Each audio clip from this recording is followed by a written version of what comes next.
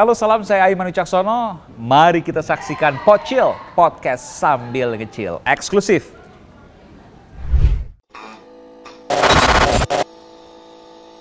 Oke, apa kabar sebelumnya?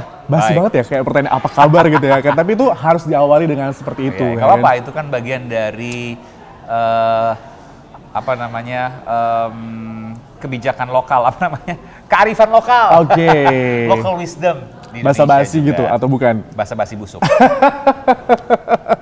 Tapi sehat ya Mas ya? Sehat lah, sehat. Terima kasih atas waktunya, berkesempatan kita buat ngobrol-ngobrol di Pocil, podcast sambil ngecil. Dan memang kalau misalnya ngomongin soal sosok Aiman Wicaksono, udah pasti sering lihat dong di televisi, kemudian juga sebagai presenter, dan juga sekarang beliau atau Mas Aiman ini sebagai pimret di salah satu TV swasta yang ada di Indonesia lah gitu ya. Oke, sebelumnya Mas, ini kan Mas Aiman kan dari, aku boleh sebut merek gak sih? Boleh lah. Boleh ya, dari bebas aja kok. Kompas, kemudian pindah sekarang ke iNews. Sebelumnya RCTI kan. Sebelumnya RCTI betul ya kan, sekarang di iNews. Nah, ini juga pas lagi pindah atau misalnya kayak resign dari Kompas, itu sempat trending di sosial media. Nyangka gak sih? Atau kok bisa gitu? Nggak tahu, tiba-tiba bisa begitu di 3 hari ya. Jadi satu hari pertama, hari kedua enggak, hari ketiga iya. Di Twitter dan beberapa medium lainnya. Oke. Terus ada baca-baca, seperti baca-baca komentar-komentarnya gak sih? Ada sekali-sekali tapi nggak semuanya, ngapain juga. Oke. Ada yang nyebelin gak komentarnya? Biasa. Ada sih yang negatif, maksudnya negatif ya. Negatif ada, netral ada, positif juga banyak gitu kan. Tapi nggak penting juga. Kan komentar tuh hanya bunga-bunga kehidupan. Komentar hanya bunga-bunga kehidupan. Iya, tergantung kita ngelihatnya. Mau lihat yang indah atau mau lihat yang busuk gitu kan. Oke. Jangan-jangan yang busuk tuh bisa jadi indah karena langka. Oke. Berarti ketika Mas Iman pindah ke iNews juga banyak yang indah dong ya di sini ya. Salah satunya seperti ditawarkan untuk nyalon gitu. Iya, saya percaya gitu satu hal nih ya. Oke. Saat ini yang saya jalani adalah takdir terbaik. Oke. Jadi apapun itu saya harus syukuri. Ketika dapat masalah, ketika dapat musibah, maka saya sabar. Oke. Butuh waktu berapa lama Mas pada akhirnya kayak Mas Aiman memutuskan bahwa ya udah saya akan terjun atau ikut nih masuk ke dunia politik gitu? Saya berpikir begini, Oke. bahwa kita ya manusia ini itu kan harus terus bergerak, harus terus berpikir. Bergerak tuh bergerak fisiknya, bergerak otaknya. Kalau bergerak otaknya maksudnya berpikir gitu. Harus tetap memberdayakan. Nah, saya melihat begini, semua orang bisa jadi wartawan, tapi nggak semua orang bisa membuat undang-undang. Nah, apa sih? Ini Aiman mau ngomong apa sih? Mau jadi DPR terus buat undang-undang, terus tujuannya apa? Satu, kemanfaatan. Emang jadi wartawan nggak bisa bikin kemanfaatan? Bisa, tapi punya keterbatasan yang jauh lebih banyak ketimbang menjadi pembuat undang-undang. Kalau pembuat undang-undang, kita bisa arahkan untuk pemberdayaan. Pembuat undang-undang kita bisa arahkan untuk kemajuan yang lebih bagus. Pembuat undang-undang kita bisa arahkan untuk kemanfaatan yang lebih besar. Dan saya nggak bilang bahwa wartawan tidak bisa melakukan itu, tapi kewenangannya jauh di bawah. Dia hanya bisa mengingatkan, dia hanya bisa mengusulkan. Dia memang bisa menjadi pisau yang tajam, tapi di tengah tsunami informasi saat ini, dia bersaing dengan informasi-informasi yang lain. Oke. Lalu Mas, kalau misalnya tadi Mas bilang bahwa masuk ke dunia politik bisa membuat undang-undang. Oke, undang-undang bisa jadi usulan dari Mas Aiman gitu ya kan. Tapi ternyata dari partainya Mas Aiman tidak mengamini atau tidak menyetujui. Nah, berarti timbul kontroversi itu bagaimana Mas? Kan di dalam partai bukan satu, saya beberapa kali ikut rapat partai ya, bahkan rapat yang paling sakral sekalipun ketika misalnya menentukan arah koalisi gitu ya. Itu ketua umum kami Pak Haritanu itu selalu mengajak ya sebagian kecil kelompok-kelompok di Partai Perindo untuk kemudian pengambilan keputusan. Jadi disitulah kemudian saya menganggap bahwa pengambilan keputusan partai itu bukan one man show, tapi diputuskan berdasarkan diskusi-diskusi dan musyawarah. Bahkan untuk katakanlah arah koalisi itu Pak Hari memanggil kami ya 2 atau 3 kali saya lupa untuk kemudian akhirnya memutuskan misalnya arah koalisi kemana. Nah sama seperti itu, apalagi kebijakan yang besar gitu ya, pasti nanti akan lakukan, dipanggil kami untuk kemudian dilakukan diskusi dan lain sebagainya. Proses itu adalah proses yang manis menurut saya dalam proses pengambilan keputusan, bukan one man show misalnya. Kalau ngomongin sosok dari Mas Aiman ini kan terkenal dengan idealis, ya gak sih? Nah, amin. Ketika nanti lolos menjadi anggota DPR, apakah masih ada sisi idealisnya gitu? Justru saya sekarang ini mengkampanyekan soal bukan pilih saya nggak akan bilang bahwa pilih saya, enggak. Yang saya kampanyekan satu, misalnya, nggak pernah saya ngomong pilih saya, nanti pun sekarang belum masa kampanye, nanti pada saat masa kampanye saya nggak akan ngomong pilih saya. Tapi pelajari calonnya. Yang kedua, katakan kebenaran lawan kecurangan. Katakan kebenaran, karena saya punya prinsip, katakan kebenaran kendati itu pahit. Jadi dimanapun kita harus mengatakan kebenaran. Kemudian juga kalau misalnya Mas Aiman ya kan sekarang masuk nyalon di Partai Perindo. Nah itu sebenarnya memang karena Mas Aiman bekerja di MNC Group, jadi memang harus Perindo atau bagaimana? Yang jelas gini, saya tidak pernah ada paksaan untuk masuk partai. Bisa dilihat offering letternya. Jangan deh, nanti offering letter ketahuan dong ya apanya, segala macam benefit gitu ya. Tapi yang jelas nggak pernah ada paksaan, dan itu secara sukarela, secara pribadi, saya yang kemudian menawarkan diri untuk masuk ke dalam Partai Perindo. Kenapa? 3 hal. Partai Perindo partai baru yang belum punya dosa, karena memang belum pernah dari parlemen. Yang kedua, basisnya adalah, dasarnya adalah gerakan. Gerakan untuk apa? Kesejahteraan. Yang ketiga, ini partai yang baru, yang butuh orang-orang kemudian untuk mengembangkannya. Dan itu saya terpanggil. 3 hal itu kemudian yang saya memutuskan kenapa saya ke Partai Perindo. Kebetulan saya di MNC. Kalau seandainya saya nggak mau di Partai Perindo, kan dari awal saya nggak usah pindah juga, ngapain juga gitu. Berarti kalau seandainya nggak di MNC, partai mana Mas? Belum tahu, tapi yang jelas 3 hal tadi menjadi kekuatan. Rasanya kalau partai-partai sebelumnya mungkin yang sudah ada di parlemen tentu nggak punya pembedaan dengan partai baru ya. Tapi kalau ketika ada partai baru, maka 3 hal tadi saya bisa sampaikan. Yang jelas dia belum punya dosa. Karena memang belum pernah menjabat. Nanti kalau udah menjabat misalnya, udah punya kursi ya harus dipertahankan dong. Berarti partai-partai yang udah pernah menjabat di parlemen, iya dong, banyak dosa dong? Bukan banyak dosa, kan pernah ada dosa? kadernya yang tertangkap korupsi dan lain sebagainya. Itu dosa bukan? Iya sih. Nah, itu. Semoga Perindo enggak ya? Harus dong, jangan sampai. Siap. Makanya prosesnya harus benar. Saya selalu sampaikan, menang kalah itu soal takdir. Bagi saya nggak terlalu penting juga menang kalah. Mungkin saya berbeda ya dengan politisi lain. Tapi yang penting adalah prosesnya untuk menuju ke kemenangan. Harus dilakukan dengan baik. Karena ketika prosesnya dilakukan dengan tidak baik, dengan korupsi, dengan cari sponsor yang tidak baik, dengan macam-macam lah ya, dengan sogok sana sogok sini, suap sana suap sini. Bagaimana ketika dia menjabat nanti? Pasti dia akan meminta imbal hasil yang sama atau bahkan lebih dari apa yang dia sudah keluarkan. Nah itu yang terjadi. Jadi prosesnya harus baik. Insya Allah nanti ketika dia menjabat, ketika dia dapat kursi, maka dia akan memperjuangkan kebaikan.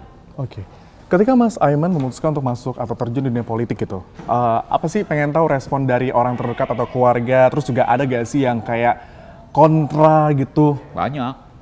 Banyak. Ada yang bilang, satu, ngapain politik sih lo? Gitu. Yang kedua, kok Perindo? Yang ketiga, macam-macam ya. Ngapain sih udah enak-enak juga jadi wartawan? Loh, gue bukan, hidup ini kan bukan nyari keenakan. Hidup ini bukan nyari enak. Hidup ini untuk berjuang. Sekarang ini, seenak-enaknya manusia hidup di dunia ini, enaknya seberapa sih? Nggak ada enak yang abadi. Nanti abadi mungkin nanti setelah kita di alam lain ya. Tapi kalau amal kita cukup, kalau amal kita nggak cukup, yang sengsara juga.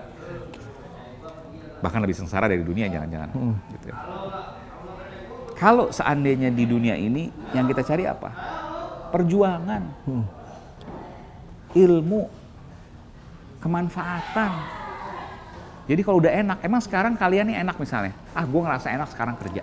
Emang bakal terus-terusan? Jangan bilang tahun depan, bulan depannya belum tentu. Either itu misalnya kita, ya macam-macam, bisa terjadi macam-macam ya. Entah dari perusahaannya, entah dari kitanya, entah dari mana. Belum lagi soal kesehatan dan sebagainya. Covid aja nggak ada yang tahu, tiba-tiba peng. Betul. Jadi overthinking kan? Makanya jangan berfokus pada lo udah enak terus lo berhenti. Nggak ada di dunia ini yang enak. Yang ada di dunia ini adalah terus berjuang, memberikan kemanfaatan, memberikan pemberdayaan. Itu yang harus dimiliki. Jadi maju, bukan bicara soal udah enak, stagnan dia, berhenti. Oke, takutnya kalau misalnya udah keenakan jadi kayak berhenti dia. Lupa diri gitu ya. Jangan-jangan pikun di usia muda. Oke. Amin.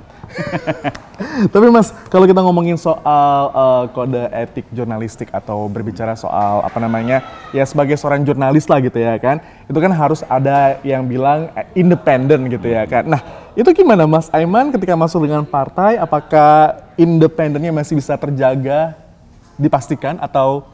Yang bisa menilai masyarakat. Oke. Ada kode etik jurnalistik pasal 1, wartawan harus bersikap independen. Ya kan? Tidak ada yang secara letterlock misalnya wartawan tidak boleh berpartai politik, nggak ada memang. Tapi dari situ kemudian ditafsirkan bahwa wartawan tidak boleh berpartai politik gitu kan. Meskipun tafsir itu bisa berbeda-beda. Tapi bicara soal independensi, jangan saya yang mengatakan. Yang harus mengatakan adalah publik. Saya harus katakan begini, ketika ada tindak tanduk saya yang dianggap tidak independen dan kemudian itu dianggap katakanlah berkampanye dan lain sebagainya, silakan kritik.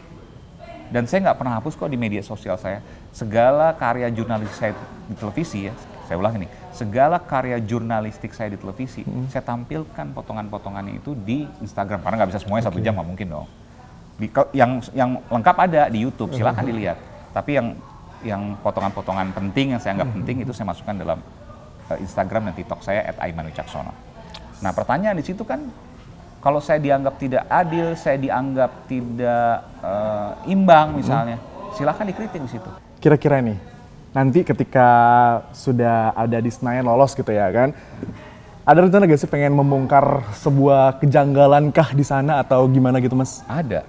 Ada. Karena saya bukan kosong ya. Saya mendengar ada beberapa praktik lancung gitu ya, praktik haram lah yang ada di DPR. Di antaranya adalah surat perjalanan dinas palsu dan lain sebagainya. Benarkah itu ya? Harus kita turun ke sana. Kalau benar, kita bongkar. Diliput juga langsung. Kapan Indonesia bisa berubah? Kalau kita-kitanya yang berada di pucuk pimpinan bangsa ini, negara ini, ya, tidak mengubah. Walaupun mungkin tidak signifikan, walaupun mungkin kecil-kecil tapi konsisten, itu bagi saya suatu hal yang luar biasa. Mengubah itu nggak harus langsung besar kok, kecil-kecil tapi konsisten. Saya punya komitmen, saya harus mewarnai, dan saya tidak boleh diwarnai. Ini sebenarnya banyak masyarakat yang mungkin saya secara pribadi sih ya, karena saya juga belum terjun langsung, maksudnya belum ada rencana buat masuk ke politik juga gitu ya kan. Memang mahal bener ya Mas ya? Politik? Saya harus akui ternyata iya. Tapi inilah yang harus diubah juga. Karena banyak dari masyarakat kita yang ketika misalnya kita datang dan sebagainya, mereka, tapi nggak semua nih ya, mereka misalnya minta uang, minta sembako dan lain sebagainya. Nggak semuanya sekali lagi. Nah, kalau itu kemudian terus dilakukan kan, itu biaya politik yang tinggi. Bayangkan, untuk dapil satu daerah pemilihan misalnya Jakarta Timur aja itu kan besar sekali. Ada berapa kelurahan, ya, ada berapa RT, RW, berapa yang harus dikeluarkan untuk itu. Nah, ketika itu semua dilakukan, jangan-jangan nanti kalau istilah orang Betawi bilang boncos gitu ya, banyak keluar uang, bahkan hitungannya mungkin sampai miliaran, bahkan belasan atau puluhan miliar. Kalau dihitung-hitung, gaji anggota Dewan 5 tahun jangan-jangan nggak sampai segitu gitu. Misalnya. Lalu gimana nanti bisa mengembalikannya? Nah, itu akhirnya korupsi dan lain sebagainya. Nah, itu yang harus diubah. Kalau kita ngomongin soal politik yang mahal gitu ya kan, makanya juga setelah pemilihan umum gitu ya, banyak orang-orang juga yang stres gitu karena udah kehabisan banyak uang gitu ya Mas ya. Saya pernah tuh ke salah satu bukan dukun sih, mungkin tokoh masyarakat lah ya, yang dia banyak menampung orang-orang ODGJ karena caleg gagal. Nah, itu karena ini biasanya di caleg di daerah yang rural ya, di kabupaten misalnya. di caleg DPRD tingkat 2 kabupaten kota. Kabupaten biasanya sih. Nah, itu di situ mereka udah kayak pemilihan kepala desa aja, nggak cuma caleg sih, kepala desa juga. Mereka udah bagi-bagi uang segala macam, tapi nggak dipilih dan kalah. Aku kira mereka itu stresnya bukan karena keluarin duit, stres karena nggak bisa membantu rakyat menjadi pemimpin gitu. Harusnya begitu ya. Oh ya Mas, kalau untuk di Perindo sendiri ada maharkah yang Mas Aiman lakukan atau berikan gitu? Keluar gua kalau udah mahar. Oh? Nggak ada sama sekali. Oke. Emang duit dari mana? Wartawan kok. Oke, emang mendapatkan penawaran dari Pak Haritano Enggak, saya sukarela. Oke. Saya WhatsApp ke Pak Hari, Pak saya dengan sukarela, saya ingin gabung gini. Dapilnya juga saya tadi memilih, misalnya saya ingin seperti ini Pak, karena pertimbangannya seperti ini, kalau memang diizinkan. Tapi kan diskusi akhirnya ya udah dapil Jakarta Timur. Oke. Siap. Terus kalau misalnya dari Mas Aiman sendiri ngelihat nih ya soal situasi dan juga kondisi jelang pemilu 2024 di Indonesia secara luas atau mungkin lebih tepatnya secara khusus di DKI Jakarta gimana Mas? Menarik ya, pemilu ini menarik, akan banyak kejutan juga kalau prediksi saya. Banyak sekali kejutan, ya saya nggak tahu apakah misalnya anak presiden nanti jadi calon wakil presiden dari seorang capres misalnya, atau tidak. Prediksi saya bisa jadi punya peluang yang besar juga ke arah sana. Ini kita bicara bulan apa nih? Bulan Agustus tanggal 3 ya. Tayangnya juga Agustus kok Mas. Omongan saya kebukti apa enggak kita lihat nanti ya. Atau misalnya ada hal-hal lain, misalnya capres yang tadinya cuma 3 jadi 2 atau sekarang memang betul-betul 3 gitu ya. Lalu kemudian 2 putaran, 1 putaran, pokoknya makan banyak kejutan. Oke. Sekarang masih belum merasa ya. Nanti udah mendekati November pasti akan banyak kejutan. Kejutannya sebenarnya kalau saya pribadi udah ngerasa dari yang awalnya menentang salah satu calon sekarang jadi mendukung. Yes. Oke lah ya. Terus kalau misalnya ngomongin soal pemerintahan dari Joko Widodo sekarang nih Mas, bagaimana menurut dari kacamata seorang Aiman Wicaksono? Bagus nggak? Hah? Bagus nggak? Nih balik dong kan. Ini yang saya takutin ini yang saya takutin. Saya tanya bagus nggak? Saya nanyanya ke Mas Aiman. Nggak berani jawab. Apa? Nggak berani jawab. Dari Mas Aiman dulu gimana? Nanti saya kalau pasti aja. Negara lain gimana? Inflasi, bahkan stagflasi itu inflasi yang luar biasa. Kita ekonomi bagus. Habis Covid loh nih kita bicara. Betul. Bouncingnya naiknya bagus. Ya harga ada kenaikan dibanding luar negeri nggak ada apa-apanya. Bantuan sosial juga jalan. Masih ada PR pasti, nggak ada orang yang sempurna, nggak ada pemimpin yang sempurna, nggak ada negara yang sempurna. Tapi kalau kita ngelihat di luar, kita jauh lebih baik. Artinya kepemimpinan Pak Jokowi kan bagus. Nah cuma memang manusia kan selalu mencari kekurangan. Betul. Dan itu wajar aja, asal sesuai data, fakta, dan logika. Oke. Terus kalau dari Mas Aiman Wicaksono nih ya, seperti apa sih atau mungkin siapakah gitu yang dibutuhkan oleh Indonesia menjadi seorang pemimpin? Orang yang jujur dan bersih serta berani. Oke. Jujur, bersih, serta berani. Kalau jujur bersih aja nggak berani, nggak gerak. Oke. Iya. Ini saya lagi mencocok, iya bener kan lagi cocok ini ya kata produsernya kan. Siapa ya? Siapa dong Mas? Oh saya nggak bicara soal sosok ya. Oke. Nggak siapa orangnya gitu ya, tapi karakternya harus seperti itu. Jangan yang dia punya dosa masa lalu misalnya atau tidak bersih misalnya ya. Lalu kemudian dia ingin membersihkan negara ini. Pasti akan banyak hambatan-hambatan itu. Nah itu yang kemudian harus diperhatikan. Yang jelas dia harus jujur, bersih, dan berani. Jujur, bersih, dan berani. Siapakah? Balik lagi ke Anda, netizen. Jadi formal Anda gitu ya kan. Baiklah, kalau begitu terima kasih Mas Aiman Wicaksono atas waktunya, atas obrolannya di Pocil, podcast sambil ngecil. Tadi kan udah dibuka ya sama Mas Aiman ya. Mungkin Mas Aiman mau tutup terakhirnya bilang in today in people's way. In today? In people's way. Oke. In people's way. Yes. Okay. Enak ya gaji buta. Halo, saya Aiman Wicaksono bersama dengan Adrian. In today in people's way, saya tutup Pocil, ngepot podcast sambil ngecil. Bersama Adrian, saya Aiman Wicaksono eksklusif. Salam. Terima kasih, Mas. Thank you.